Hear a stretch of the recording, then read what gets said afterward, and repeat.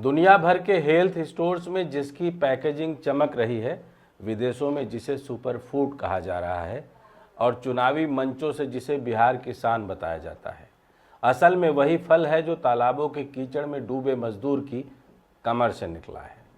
ऊपर सोना सी चमक, नीचे अंधेरे का गाढ़ापन।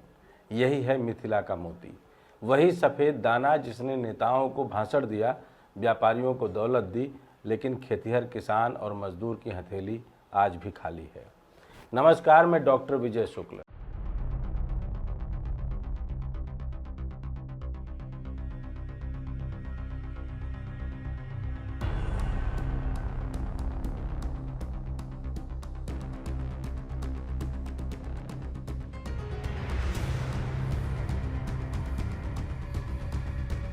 बिहार की पहचान अगर किसी चीज़ से है तो वह है मखाना। दुनिया का 90% मखाना इसी धरती से निकलता है। मिथिला का मोती कहा जाने वाला यह फल शादी ब्याह की थालियों से लेकर अमेरिका और यूरोप के हेल्थ स्टोर्स तक हर जगह अपनी अलग पहचान रखता है।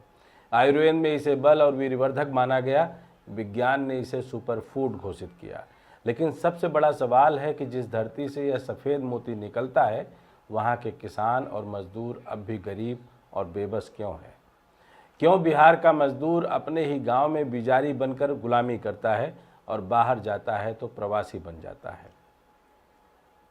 दुनिया को विश्वगुरु देने की बात करने वाले नेता बिहार को विश्वगुरु दुनिया में बनाने वाले इस फल के ऊपर कितने सियासी बंदिशें और कितनी सियासी मायाजाल से इसको फंसा कर रखना चाहते हैं, यह तो जग जाहिर है।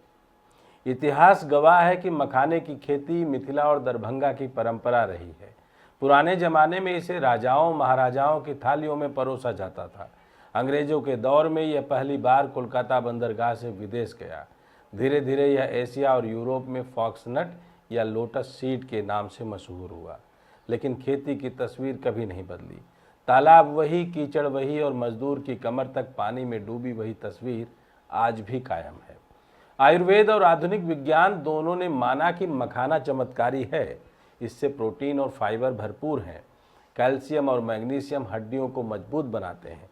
एंटीऑक्सीडेंट कैंसर जैसी बीमारियों से आपको बचाते हैं और यह डायबिटीज़ व मोटापे के लिए आदर्श आहार है। यही वजह है कि यह आज दुनिया भर में हेल्थ फूड के नाम से बिक रहा है। लेकिन यही मखाना जब तालाब से निकलता है तो किसान और मजदूर को औने पौने दाम मिलते हैं। असल खेल शुरू यहीं से होता है।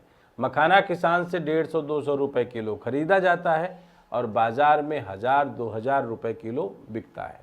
विदेश में पैकेजिंग और ब्रांडिंग के बाद इसकी कीमत 3000-4000 रुपये किलो तक पहुंच जाती है। 10 गुना का यह फ़र्क किसकी जेब में जाता है? किसान की तो बिल्कुल नहीं, मजदूर की भी नहीं। यह सारा मुनाफा निकल जाते हैं बिचौलिए, ठेकेदार और कंपनियां। यही है मखाने की मस्ती लूटने वाले असली लुटेरे। बिहार का मजदूर सबसे बड़ी त्रासदी झेल रहा है। बाहर जाता है तो परदेसी बन जाता है और घर में रहता है तो बिजारी मजदूर। तालाब उसी के गांव में है लेकिन मालिक कोई और है। बीज उसी के हाथों से निकलता है लेकिन दाम किसी और की जेब में चला जाता है। यह सिर्फ आर्थिक अन्याय नहीं बल्कि सामाजिक भी है। मखाना खेती से जुड़े ज़्यादातर मजदूर दलित, पिछड़े और बहुजन समुदाय से आते हैं। उनके श्रम पर उद्योग खड़ा है लेकिन उनके हिस्से में सिर्फ गरीबी और बेबसी है।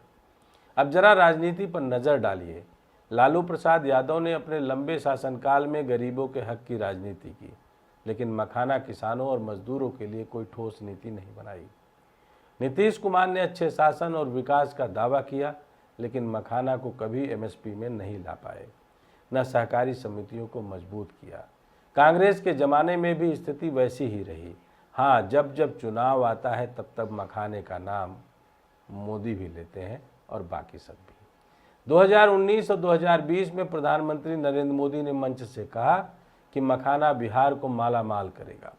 उन्होंने इसे सुपरफूड घोषित किया और वादा किया कि निर्यात बढ़ेगा, किसानों की आमदनी दुगनी होगी। लेकिन 5 साल बाद ज़मीनी सच्चाई यही है कि मखाना किसानों की आमदनी नहीं बढ़ी। मजदूर अब भी 200 से 300 रुपये पर बिजारी कर रहा है। निर्यात जरूर बढ़ा, कंपनियां जरूर अमीर हुई, बिचौलिए जरूर मालामाल हुए, लेकिन बिहार का किसान जस का तस गरीब रहा। नीतीश कुमार ने मखाने को जीआई टैग दिलाने का दावा किया, लेकिन जीआई टैग से किसान को क्या मिला? क्या उसके दाम बढ़े? नहीं, यह टैग सिर्फ कागजों पर चमका, जैसे बाकी नीतियां। लालू हो या नीतीश, कांग्रेस हो या भाजपा, सब ने मखाने की मस्ती को भाषणों में बेचा, लेकिन किसानों और मजदूरों के लिए कोई अस्थायी समाधान नहीं दिया। अब देखिए मखाना माफिया का पूरा खेल क्या है। बिहार के कई जिलों में तालाबों पर माफिया कब्जा किए बैठे हैं। छोटे किसानों की जमीन हड़प ली गई है। जिन तालाबों पर कभी किसान मालिक हुआ करते थे, आज वही किसान उन्हीं तालाबों में मजदूर बनकर बिजारी करते हैं।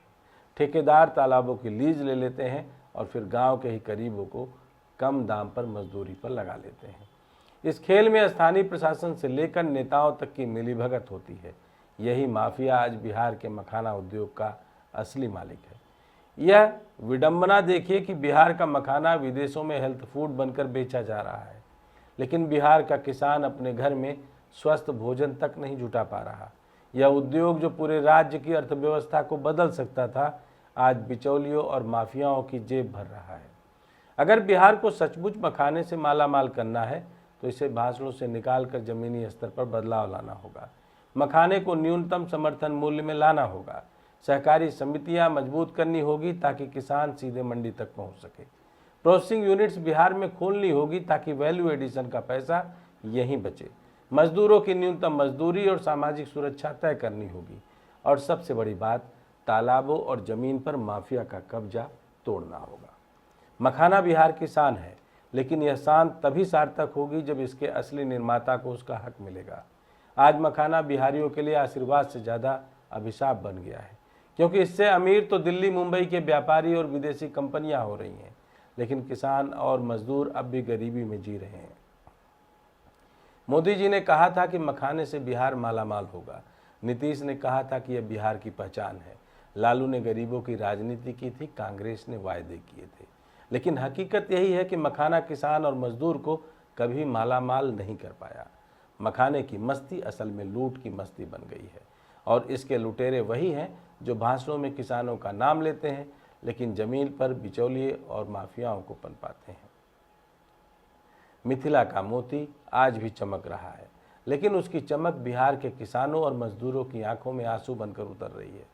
सवाल सिर्फ एक है, क्या कभी यह सफ़ेद मोती बिहार के गरीब मजदूर की जिंदगी भी रोशन करेगा, या हमेशा दूसरों की तिजोरियां भरने का जरिया बना रहेगा? जय हिंद, जय भारत।